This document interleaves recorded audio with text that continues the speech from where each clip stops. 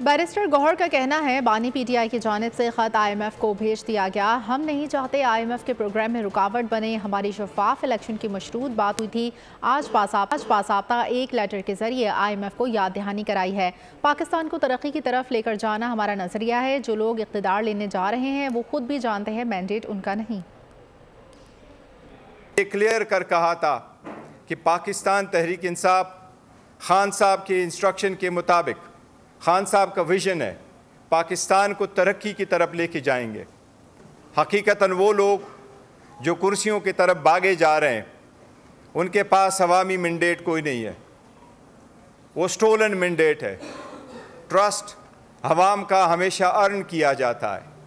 वो जो लोग ये कहते हैं इस कुर्सियों पे हम जाने वाले हैं, ओथ उठाने वाले हैं, वो इनफैक्ट अपने घर में ही यही सोचते हैं कि अवाम के वो मुंतखब करदा नुमाइंदे नहीं है।